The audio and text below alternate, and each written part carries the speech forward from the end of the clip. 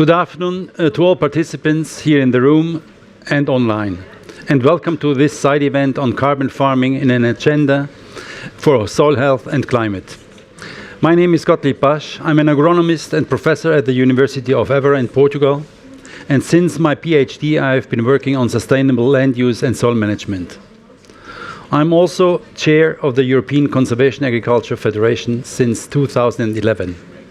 Therefore, on behalf of the European Conservation Agriculture Federation and the other co-organizers of this side event, we would like to thank the European Union for giving us the opportunity to hold this event in the EU pavilion during COP26 in Glasgow. All the co-organizers are honored and proud of this. In the context of the new Green Deal and the new Common Agricultural Policy, the European Commission recognizes the paramount role of agriculture that agriculture and sustainable soil management can play to avoid soil organic carbon decrease, maintain and increase soil organic carbon stocks, all of which have many potential co-benefits with regard to climate change mitigation, adaptation, desertification and land degradation neutrality, food security, biodiversity and water resources, both in terms of quantity and quality. In line with this, EU-funded projects as important as the European Joint Programme Soil or the coordination of international research cooperation on soil carbon sequestration in agriculture, which has just ended and will, we hope, find an operational extension with Orcasa. Therefore, the consideration of these vital issues at the EU level is essential and very, very important. This side event results from the merge of several proposals submitted to the EU as initiative under the topic agriculture, land use, forestry, focusing on carbon sequestration in soils, thus contributing to soil health and climate action. These proposals were suggested by ECAF, the European Conservation Agriculture Federation, as the major player in conservation agriculture in Europe, and with a strong collaboration with FAO and entities in other continents, like our counterpart in Africa, ACT. But also by South Pole, a player in the economic sector developing sustainability strategies for its clients to meet climate challenges, and also by an alliance around the 4/mil initiative with the three main actors of French scientific research on this theme, which are INRAE, IRD and CIRAD. These actors will share today their vision on means to fight against climate change in various economic sectors, including the agricultural sector. The theme of our event, Carbon Farming in a 2030 Agenda for Soil Health and Climate, clearly announces the content of the interventions by our various speakers. The agenda of this one-hour side event will be as follows. We will have an introduction by a keynote speaker who will set the scene and provide the general framework for carbon farming and formulate the diagnosis for the potential impact on soil, health and climate. After that, we will have the interventions of representatives of the three co-organizers of our event, who will present some elements of importance and some solutions on the overall topic of this side event. These interventions will be followed by a short sequence of questions and answers to the four speakers. For question and answers, online participants should use Slido. You can simply click to the Slido symbol on the left side under session information, or you can use also the QR code to connect, and please connect to the Glasgow channel. I would like to remind the speakers that we have a strict time limit to respect. I will give you a sign 1 minute before your time is over. So let's start with the first speaker, Professor Claire Genu, who is Research Director at INRAE and Associate Professor of Soil Science at AgroParisTech. Her research deals with carbon dynamics and sequestration in agricultural soils. She is member of the Scientific and Technical Committee of the 4/1000 initiative. She also coordinates the EU H2020 European Joint Programme Soil towards climate-smart sustainable management of agricultural soils. Claire, please, the floor is yours.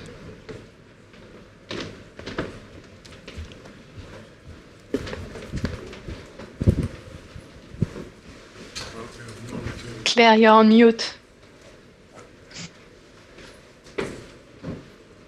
Yes, of course, I forgot to unmute.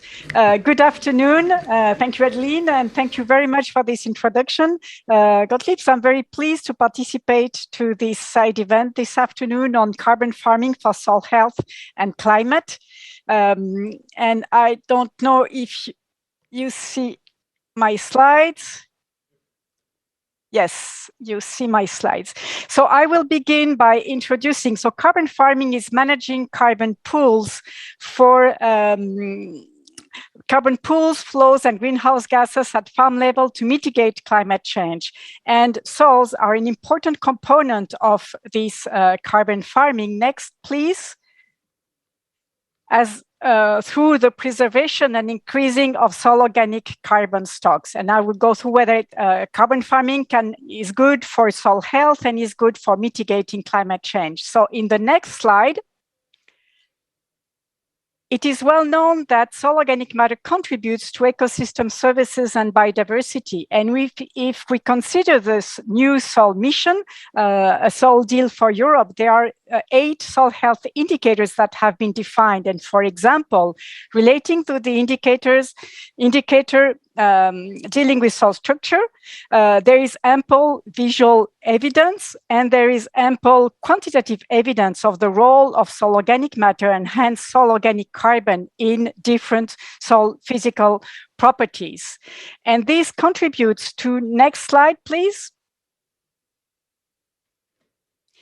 to that carbon farming has a positive effect for food security in a changing climate. What you can see on this meta-analysis result is that yields increase with soil organic carbon stocks and then plateau after a certain value of stocks. And if you look on the right, yield variation decreases with soil organic carbon stocks. So yield interannual variation is a very good indicator of adaptation of agroecosystems to climate change.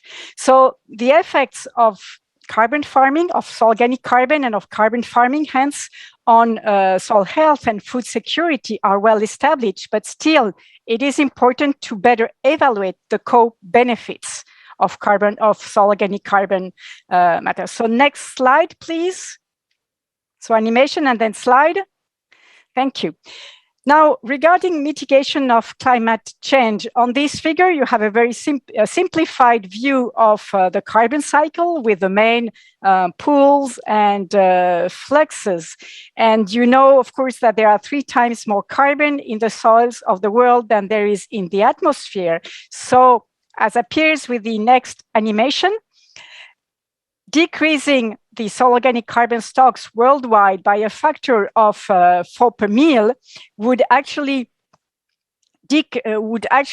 double the next flux of carbon towards the atmosphere. And on the reverse, storing 4 per meal per year in the world of soils would nearly compensate for this net flux of carbon. And this is the basis of the 4 per meal initiative.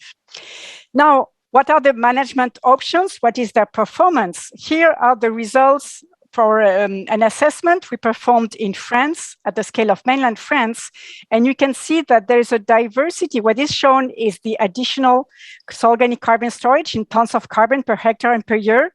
And you can see that there's a diversity of options that allow to store additional carbon, that not all of them are as efficient as the other. And next, in the next animation, you can see here these are the results when put together at the scale developed on the implementation area. At the scale of mainland France, you can see that the most efficient management options are cover crops, agroforestry, and lengthening temporary lays. Now, as seen in the next animation, these would allow to store, after 30 years, combining the compatible practices would allow to store 8 million tons of carbon additionally, which corresponds to 7% of the total French greenhouse gas emissions or 41% of the French agricultural emissions. So it's not a magic option, but it is really important. It is significant. So there's a diversity of options and a large technical potential. So it is important to estimate what is the carbon storage potential, the technical carbon storage potential. And in the next slide, I show you the results of a stocktake that we performed in the AJP soil, the European Joint Program that I am coordinating. We reviewed which countries had performed such exercises, with which method and which results, and you have that on the slide. You can see that only 14 countries did such an exercise, so there's still a way to go. You can see also the colors correspond to different management options. Without entering into details, you can see that some countries only simulated what would happen with one management option, for example, Spain with no tillage or Norway with biochar, while other countries such as Ireland, Belgium, the Netherlands or France calculated what would happen with a combination of management options. So it's necessary to develop such assessment. And this can be shown in the next slide. This is ongoing under the auspices of the Global Soil Partnership, and this is the Global Soil Organic Carbon Sequestration Potential Map that is under establishment. And in the AJP soil, again, we are also doing that, basing on the work of the FAO, coordinated by FAO, and in a common effort of 23 European countries, we are estimating the technical soil organic carbon sequestration potential at the national scale using tier 2 or tier 3 methods and using either European soil data or national soil data, increasing complexity, but also increasing accuracy. So it is very important to estimate such soil organic carbon technical sequestration potential. Next, please. And if we go back to the basics, here I represented the evolution of soil organic carbon stocks over time. The reference management A, you see that it is slowly decreasing, and this is actually the average in Europe for cropland. Now, if you, for example, turn grassland, permanent grassland to cropland, you strongly decrease soil organic carbon stocks. And as is shown in the next animation, a priority is to protect existing soil organic carbon stocks. Now, several management options, as we saw for France, allow to increase soil organic carbon stocks. A new equilibrium is reached, so it's not infinite, it is finite, there's a limit. And it is important, next animation, to quantify the additional soil organic carbon storage and to develop MRV techniques that will be presented by Eric Sesha. That will be and the equilibrium values will be different for the different management options. Now, all management options are reversible and carbon storage are reversible. So it's important, as shown in the next animation, to ensure permanence of the additions of the management options that allow to store carbon. And also, it is essential to avoid leakage. So next two next animations, please. That is to consider not only the plot scale, but also the landscape, the territory scale, so that there is really a net uptake of CO2 from the atmosphere. So there are physical limits in soil organic carbon sequestration that must be considered if we want it to be a success for climate. And in the next slide, there's also something to consider if we want it to be a success. It is to consider the trade-offs with other greenhouse gas emissions. And here on this slide, you have a review, a synthesis of different meta-analyses that quantified carbon storage in red and N2 emissions in blue, related to implementing different management options. You can see that it can decrease the net greenhouse gas mitigation, but except in a few cases, it does not offset it. So it's very important. Next, please, and there will be 3 animations. It is important to establish a full greenhouse gas balance at the plot scale and comprising the whole suite of technical operations, to consider the physical effects, for example, changes in albedo when you have cover crops, and to address trade-offs and protect natural resources such as biodiversity. And in the next slide, that will be one of the last ones, carbon farming is only feasible if it is possible to overcome the biophysical barriers. To store additional carbon, you need water, you need nutrients, you need biomass, and you need soils. And also, it has a cost. It has a cost. Implementing new management options has a cost. And you can see on this graph, still on the French study, that the technical potential for storing additional carbon in mainland France is much higher than is the economic potential for different costs of carbon. So as shown in the animation, an enabling environment is needed and incentives are needed. And we can go to my last slide, where there will be animations. So I think to conclude that carbon farming has the potential to be a success for soil health, climate, and the environment. However, an integrative view is needed. Not only carbon, but leakage, trade-offs, and system changes have to be considered. Result schemes have a strong potential, but uncertainty and cost have to be assessed. And last but not least, farmers are the stewards. So co-construction is a requirement, and fair and functional tools of carbon farming are needed. Thank you for your attention.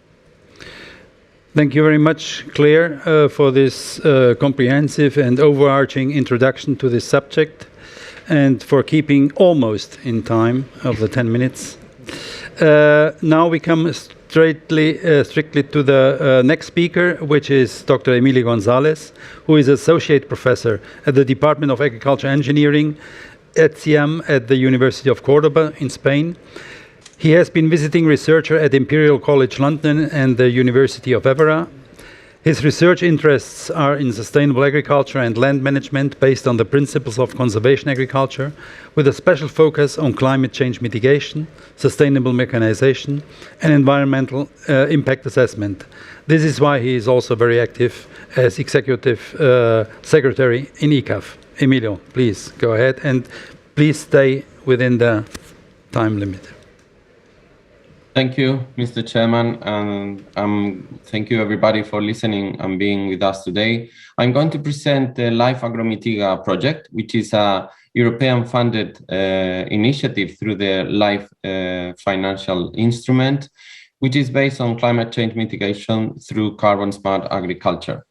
In the next slide, you will. I would like to start by addressing some of the real problems we are facing at European level. We see soil degradation processes that, according to a motion for a resolution on soil protection by the European Parliament that was published last April, it is costing us up to 50 billion euro per year.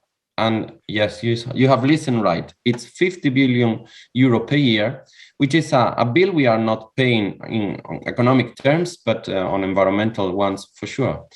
And all this, in the next slide, you will see that all this is linked to the soil management that is in place in our continent. Intensive tillage, it's the origin of that degradation. And something that is not very intuitive, in the next slide, you will see that some flames are happening there. We don't see that, but that's happening when we open the channels in the soil. Oxygen gets in touch with carbon and CO2 is released. In the next slide, you will see that this has implications. These soil losses has implications on our rivers or on our water bodies. This is my hometown, Córdoba, in the south of Spain, and you see the brown color of the Guadalquivir River. In the next slide, you will see that those sediments carried out by the river end up in the ocean, affecting sea life. In the next slide, you will see that the scientific studies tell us what's the problem and where can be the solution. On the right-hand side, the more soil we lost, the more soil organic carbon is lost. And on the left-hand side, we see that the more soil cover we leave on topsoil, the less erosion is happening. So this tells us about what we should do. In the next slide, we can see that the Joint Research Center has maps about erosion, carbon at European level, and I focus where the project Life Agromitiga is happening. You see that in the south of Spain, the more the erosion, the less soil organic carbon we have in our soils. So there is a very strong link between these two processes. In the next slide, I would like to present conservation agriculture principles. According to FAO, it's based on minimum soil disturbance. That's the first principle. In practical terms, we are talking about no-till. In the second pillar, we see permanent soil cover throughout the season. And the third one is the crop rotation or diversification. It's applicable to all agroecologies and production systems, and it has a lot of positive results on the environment. But today, soil organic carbon increase, soil organic matter increase is the one that is more important for us. In the next slide, you will see that how it looks like at field level. Just before seeding, instead of modifying the whole environment to place the seed, we adapt the technology, the machinery, the equipment we have to be able to work in an untilled soil. So on the right-hand side is the conservation agriculture picture. You see residues, those residues have a lot of carbon, and that carbon will be part of our soil in our medium term. In the next slide, you will see the project where the project is being in place. We have a lot of farmers. We work side by side with farmers, knowing their interests, their problems. We try to solve them. We try to learn from there. We share the best knowledge we have, and we see winter crops, spring crops, and irrigated land, rain-fed conditions. In the next slide, you will see here. You see. Permanent crops are also adapted to conservation agriculture. In between the tree lines, we leave residues, pruning residues, or we grow grasses. In the next slide, you see the farm network in the Life Agromitiga project in the south of Spain. It's also extended to some European Mediterranean countries. And in the next slide, you will see some of the results we have in the project. I have focused on one on the very interesting crops for rotation. We should avoid monoculture. We should work on this diversification of crops that will prevent weed, pest, and disease infestation, and living. I mean, we don't focus on one pillar or conservation agriculture. So that's why working the three pillars together, we get good results, because sometimes we see in the studies that just focus on no-till, but they don't leave any residues. Without any residues, you cannot increase carbon. Even if you do no-till, you will lose less carbon, but you won't be able to increase carbon. And the good thing here, you see, we are able to multiply by 10 the efficiency in the use of carbon dioxide.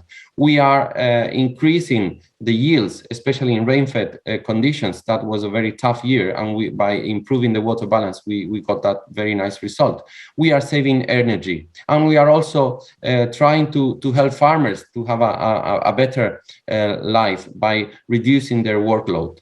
In the next slide, you will see the soil organic carbon increase by the IFAPA team of the project. They are in charge of that. We have studied down to 30 centimeters, and in all the cases we are seeing increases. Even in short term, we have been able to increase 13% soil organic carbon, and this is very important. That carbon has been produced in the farm. We are not bringing carbon from outside, from the exogenous origins, and we are increasing the carbon with that exogenous organic matter or fertilizer or whatever. We are working with the residues, and we are working within the principles of CA.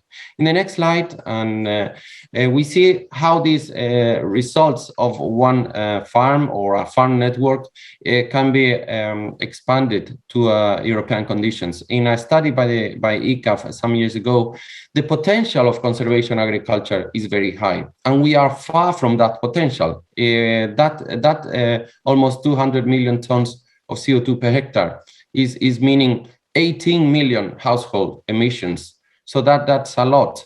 What we need to do, we need to work together, private and public institutions. In the next slide, I would like to bring here deliverables of conservation agriculture to the Sustainable Development Goals, especially to the European Green Deal. When it comes to carbon farming, the European Commission suggested the member states that conservation agriculture should be part of their initiatives when about carbon farming. And I've brought also the Agoro Carbon Alliance, because this is a private initiative that has identified conservation agriculture as the best and most robust system to help farmers increase carbon in the soil and be rewarded for that.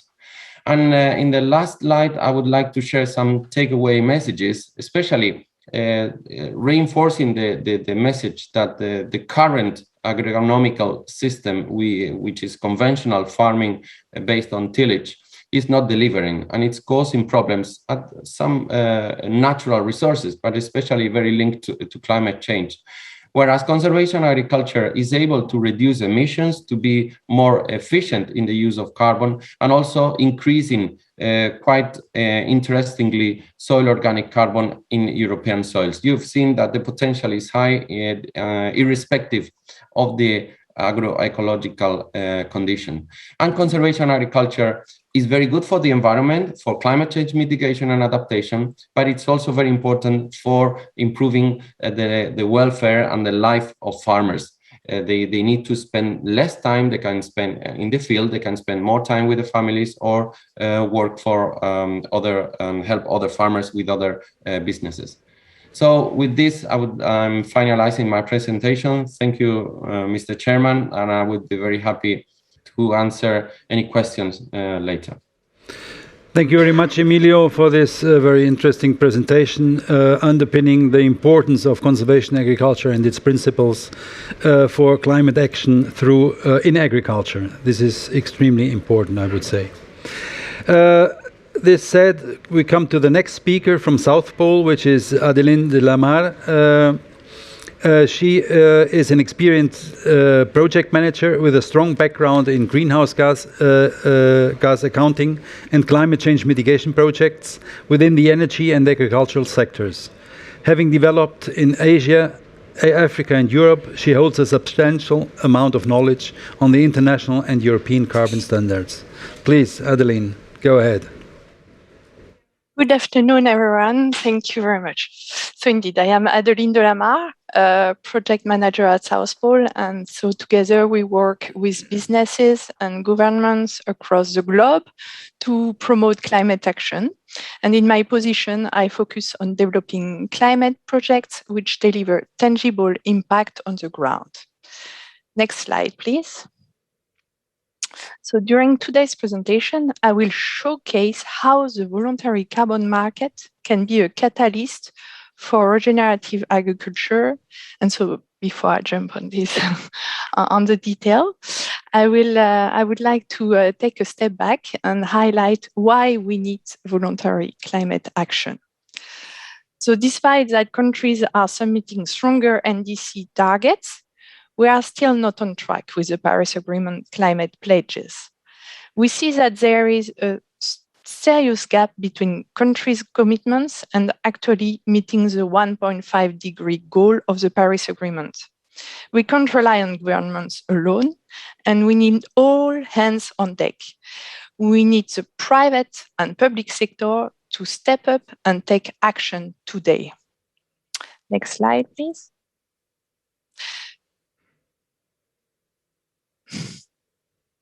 I think there is a mistake. That's a pity. But so next slide, I would say. Yeah. The voluntary carbon market, or VCM, has shown to be an effective tool to act. It allows companies to support decarbonization beyond their own carbon footprint while they are reducing their own emissions. So the VCM market is booming, as you can see from this graph, and the volume and value of offsets have almost doubled in size since 2018. In 2020, around 100 megatons of CO2 were offset via the VCM. Next slide, please. But the market is still small compared to what is needed to reach the Paris Agreement goals. The growth is expected to soar by a factor of 15 by 2030 and by a factor of 100 by 2050. it has to hit a volume of 15,000 megaton of CO2 by 2050. Hence, much greater ambition and action is urgently needed now. Next slide, please. Ever since 2017, the interest in nature-based solutions has grown. The figure on your right shows clearly that forestry projects represent the majority of the nature-based solutions under the VCM. Despite the potential, the current market for soil carbon-based voluntary credits is almost non-existent. Agriculture-related carbon projects currently amount only to around 2% credits issuances. Yet, demand is high. Therefore, carbon farming is a nascent but promising sector. Next slide, please. So because there is an issue, sorry, about the slides. I think the latest has not been used, latest slide deck. So I will introduce a couple of barriers that I should mention. So why we think that the carbon farming is still nascent, and because there are still many challenges that affect scaling up agriculture-related carbon schemes.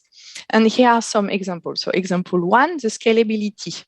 In Asia and Europe, farms are much smaller than in the North America and Australia. So because large-scale farms allows for more efficient rollout and monitoring. A second example of the challenges, so it's assuring the permanence of storing carbon in soil for a reasonable length of time. Example 3, in our carbon world, it's meeting the additionality criteria, which is quite crucial. And the last example, but not least, setting up the monitoring, reporting, and verification system of an agriculture project, which I will dive into further in this presentation. So so despite these barriers that I just mentioned, normally there was a nice slide, but it doesn't matter. This one is also nice. The VCM offers a transparent and effective way to finance regenerative agriculture, and I will explain how. So next slide, please. So the potential to sequester greenhouse gas emission by regenerating soil organic carbon levels and maintain this soil organic carbon stock in the soil is huge. For instance, in Europe, the potential has been estimated at approximately 60 to 70 megaton of CO2 per year. This is how much the country of Austria emits annually. Conventional agriculture emits more than 1 ton of CO2 per hectare per year, whereas regenerative agriculture can remove from 1 up to 5 tons of CO2 per hectare per year. So as the speaker explained before, Emilio and Claire, the regenerative agriculture activities that improve soil organic carbon stock are diverse. So all these practices, from no-tillage to cover crop, and the list is quite long. So carbon farming is extremely interesting due to its capacity to store carbon and achieve the much needed negative emissions. Next slide, please. So this is possible. That's terrible when you don't have the good deck. I'm really sorry. But I am meant to show an example, and I'm quite surprised that it's not there. But well, I will, and it was a nice slide, but it doesn't matter. So this is possible. South Pole is working actively on some next generation farming project in Europe. For example, we have a project currently registered in France and Belgium, which will include up to 1,600 farmers and improve about 376,000 hectares, and it will reach an expected 500,000 tons of CO2, reduced, maintained, and removed by 2025. All of this via trainings and supporting farmers to transition from conventional to regenerative farming practices and maintain them. And all of this to get a carbon project like the one that I just tried to explain and to describe. It needs to go through a certification. It needs to follow a very rigorous route. And this process is essential for emission reduction projects to meet stringent and robustness imposed by the chosen carbon standard.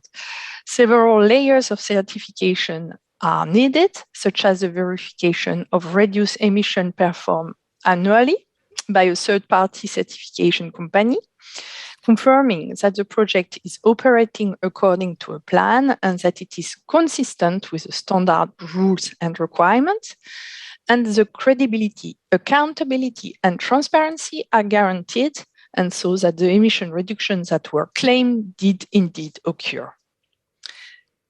Next slide, please. So indeed, it's all what I explained. So about credibility, accountability, and so on and so forth. Next slide, please. The end goal of a carbon project is to issue carbon credits. And this can only be achieved by measurement, reporting, and verification of MRV, of the emission reductions. And as you can see, there are diverse MRV approaches for carbon farming projects. And as these approaches, they can go from measure and remeasure through soil sampling, to measure associated with soil organic carbon models. Another approach can be measure associated with remote sensing, and the last one is default emission factors. These approaches have trade-offs between accuracy and costs. Higher MRV cost implies greater accuracy and carbon credit yield, whereas reduced MRV cost entail lower accuracy and carbon credits yield. Next slide, please. So as a conclusion, next again. Next, please. So here is my example. I don't know why it ended there, but next. And the conclusions, the takeaway from this presentation. Sorry about the slides that were all upside down, but I hope the message was passed on. So the voluntary carbon market is a growing fast and has a significant role to play to meet the Paris Agreement's targets. South Pole already feels a large demand from clients for nature-based solutions, especially nature-based removals. Soil carbon is the most effective way to quickly scale up the supply of such removal credits. And globally, there is a huge potential, hundreds of millions of tons that could be potentially generated from soil carbon credits. But still, this type of project faces challenges, as we saw, and the question of permanence, additionality, and scalability needs to be sufficiently addressed. And the MRV system remains a barrier for scaling regenerative agriculture solution. Nevertheless, digital MRV is a possible game changer in this space.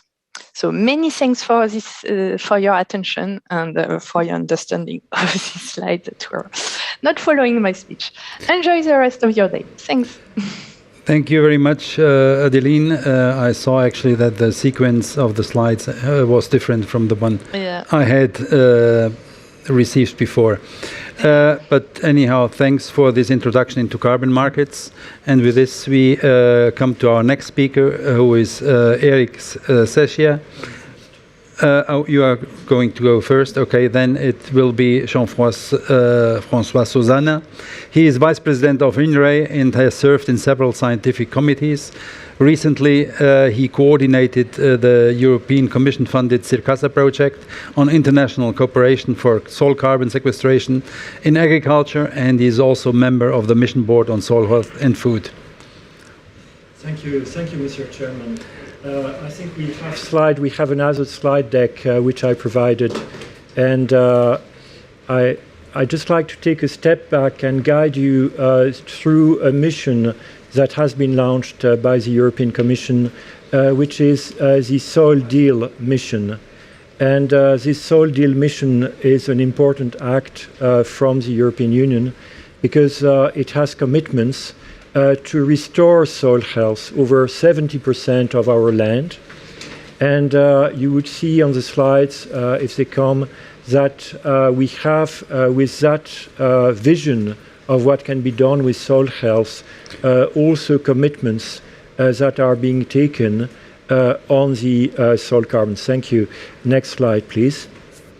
Here you see the challenges we have in Europe, because we could consider that for a range of reasons, up to 70% of the European soils are considered unhealthy. For instance, there are excess nutrients. We have part of the European land that undergoes degradation and desertification.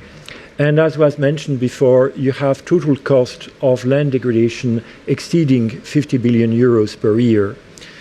So there are really opportunities to restore soil health through partnerships, having soil protection and restoration, and this can greatly contribute to the European Green Deal ambitions.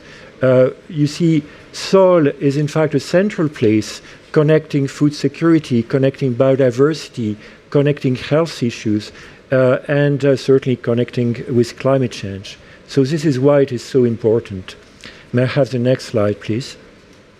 So I will not enter into all the details of why we have to act about soil health today, but as was said before, cropland soils in Europe are losing carbon, according to estimate by the Joint Research Centre, at a rate of about 0.5% per year. This is largely because of having bare soils and having tillage.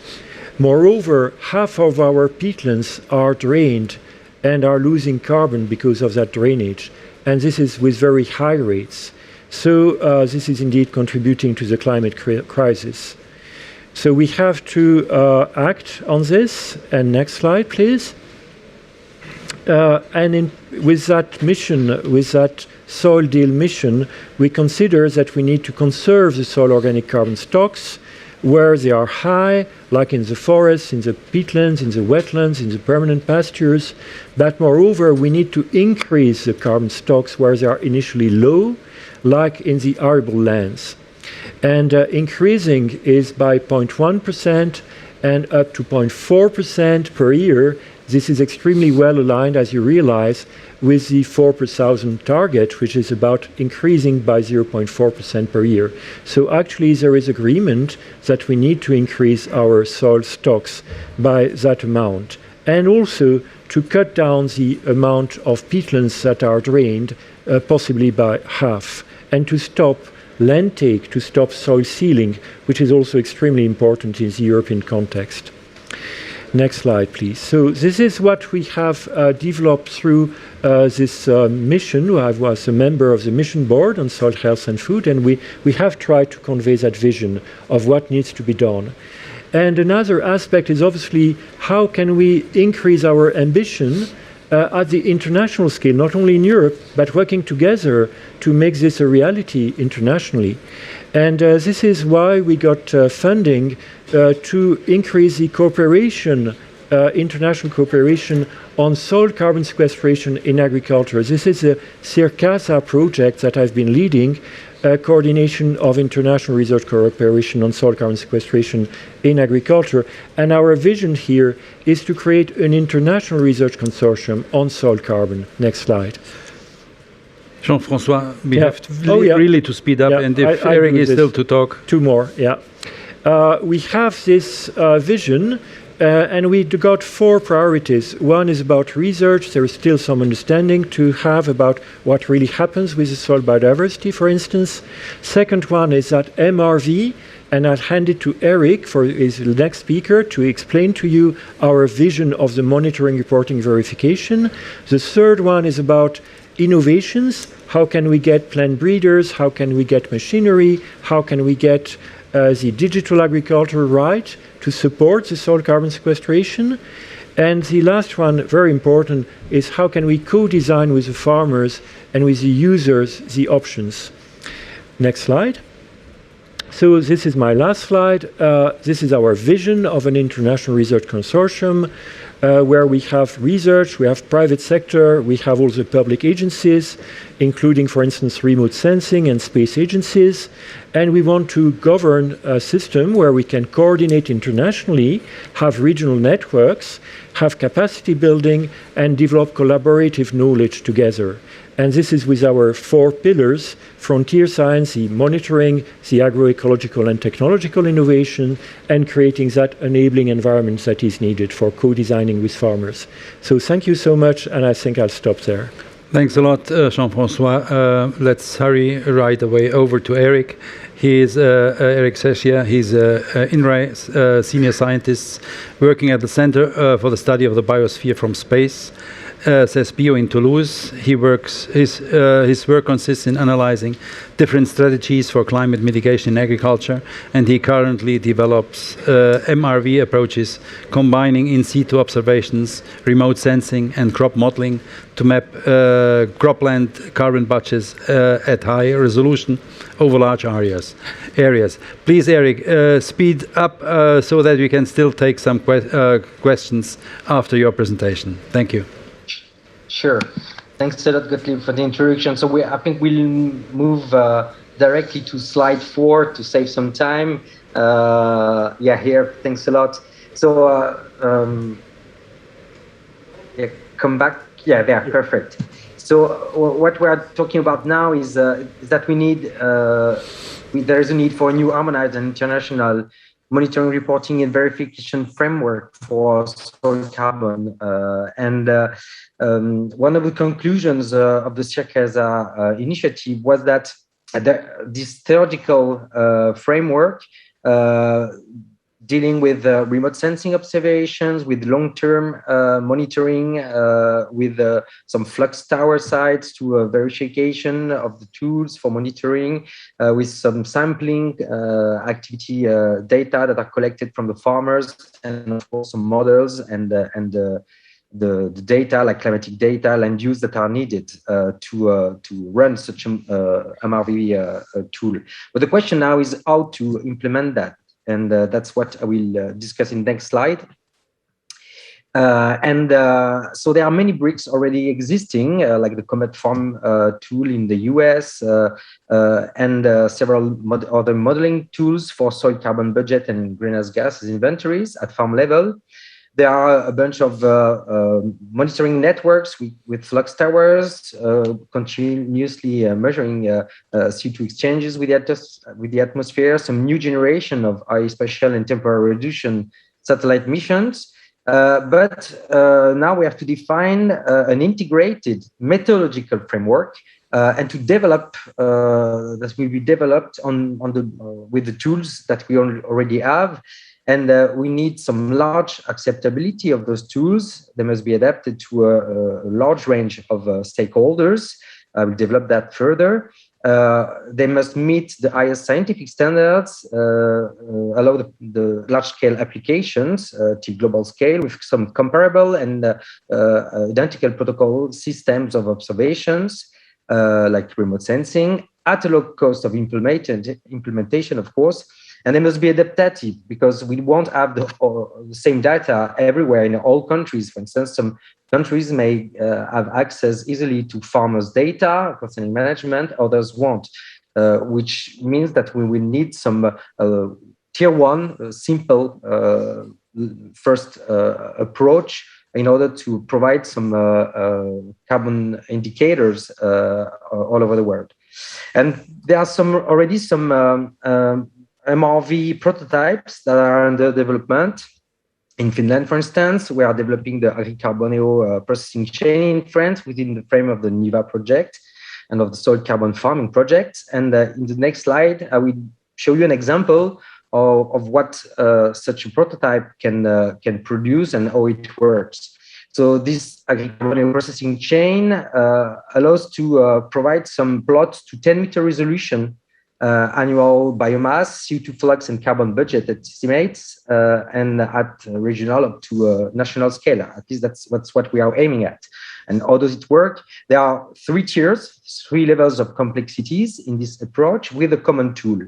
On the left, we are using the plot contours, what we call the LPIS, with the satellite images like Sentinel-2.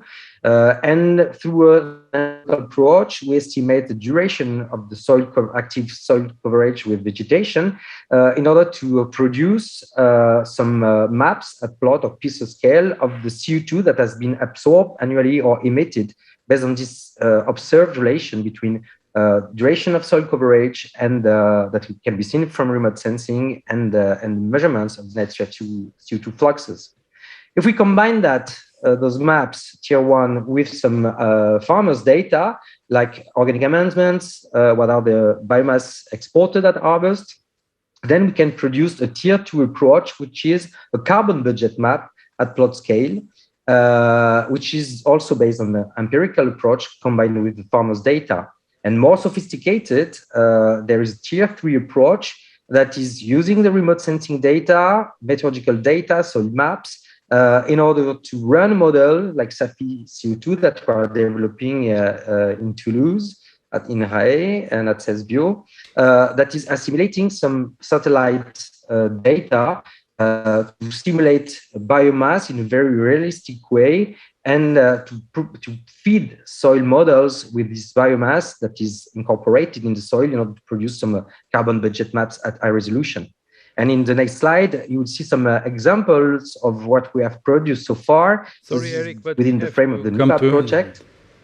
Conclusion. Okay, so that was an example of CO2 flux at plot scale over the Netherlands in 2018. And in the next slide, you will see another example of application of the Agricarboneo processing chain that allows CO2 flux map at high resolution, 10-meter estimates of cover crop biomass that are needed to estimate the carbon storage and some carbon budget maps at 10-meter resolution over a farm in southern France. So I will get close to the conclusion now. So in the next slide, you see that there are still some main challenges to overcome. First, the MRV approaches tools should be flexible and modular in order to increase their acceptability and accuracy. The access to farmers' activity data at large scale is really challenging, and we need some active coordinated actions concerning their access, their standardization, and their consent to provide this data. And we need to have some more basic approaches when those data are not available in order to be able to produce some simple carbon indicator at large scale. So there are a huge amount of data to handle, which is one of the main challenges. And we need for that dedicated infrastructure and sophisticated algorithms that we are developing so far, and to guarantee the security, traceability, and the transparency of this approach. So next slide would be my conclusion. So there is a large consensus now about the need for coordinated action about MRV for soil carbon monitoring. There is a shared vision of which bricks should be constituting this MRV methodological framework. Some already exist and are operational. And now we need to assemble them and to propose a modular, flexible approach adapted to different contexts of applications in order to meet the demand of various potential users like NGOs and companies involved in the carbon budget. But there are still many technical challenges to overcome, which means that we need a major technological breakthrough supported by international actions involving research agencies, space agencies, private foundations, and companies as well as a large panel of scientists. So thanks a lot. Thank you very much, Eric, for this introduction to the MRV approaches. Unfortunately, I think we can only have another 2 or 3 questions. Let's start with one that was for Emilio Gonzalez. And someone is asking what measures have been successfully implemented to spread conservation agriculture in some European countries.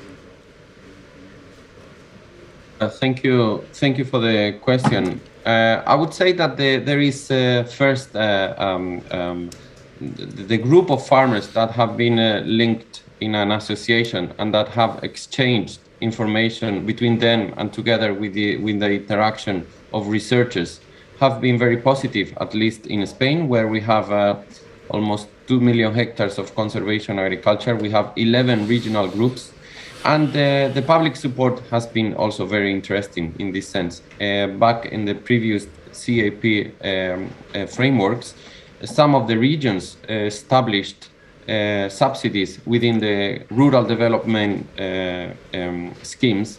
And in the regions where the government supported, the acceptance by farmer has been much higher than in other places. So I would say that there is a need of networking between farmers and technicians and researchers, and with of course, with the public support. Thank you very much, Emilio. Maybe just one other question regarding whether, if some of us knows if there are already CO2 carbon offset schemes active for soil carbon, since LULUCF is eligible for it. Can you take this question, yes, Francois? There are certainly some active schemes, and there is one, for instance, in Australia, where there is the Australian carbon market, which is certified. The question was in Europe. Oh, in Europe, yeah. So I think in Europe we are just at the start, because we have now, for instance, in France, a national label for low carbon, and this means that the voluntary carbon actions that will be with that label will enter in the LULUCF of France. This is just starting, and I think it's an interesting option, yeah. Great. Thank you, Francois, and I'm really sorry, but I got the sign that we have to come to a close. We cannot take further questions. I'm sorry for that. There were still a few, but you may address them eventually by email to the speakers. And I think you can access their email addresses. Well, so coming to an end, I just want to outline, and all the presentations, I think, outline that soil is actually the most important and outstanding asset we have in addressing climate change mitigation and adaptation, and it depends on us and on the farmers how they deal with their soils to address all this, and the potential of the soil to restore carbon, to take it back from the atmosphere into the soil is huge. What we lost over hundreds of years, especially through intensive agriculture, we can actually, through conservation agriculture, put back. And I will still pass the word to Paul Lou, who is the Executive Secretary of the 4 per 1000 initiative. He still wants to address also some concluding words. Thank you very much, Emilio. Just to come to an end, because we need to close that side event, I just would like to say that, well, again, thank you to the European Commission and the European for having us on their stand. I would like to stress the fact that if you look at all the presentation we had today, it's clear that carbon farming has a high potential to fight climate change, to increase biodiversity, to increase soil carbon sequestration, and then food security at the end.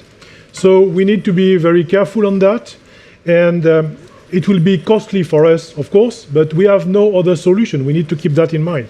As it was already said, 50 billion euros are lost every year by the soil loss, and it's something we cannot bear indefinitely.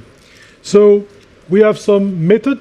You present with Emilio the possibility to use the conservation agriculture, which is a very interesting path, because it's allow us to move from conventional agriculture to a kind of solution, and having farmers more proud of what they are doing, having farmers more involved in the climate change aspect, and not being always all the time bashed for what they did. So we also learned that the voluntary carbon market is also an option to scale up all those practices, and we need to be attentive on that. But there are some limitations. We're talking about permanence, we are talking about the additionality, so we need to be cautious on that. And finally, we find out that, well, it was obvious, but we need science also to go a little bit further. We need an international consortium on that, because we cannot do it in Europe on our side and somewhere else in their side, China or Brazil. We need to be all together to be able to find a scientific solution to the problem and the question we have. And we need to work on an harmonized MRV system that will be accepted by all, accepted by farmers, accepted by society, in order to go in the right direction. But there is big hope. We can do it, and we will do it. Thank you. Thank you very much, Paul, for these concluding words. And I thank you all here that you took the time and at home to attend this meeting, which I think was an important one, and showing what EU is also doing towards climate action as such. Thank you very much.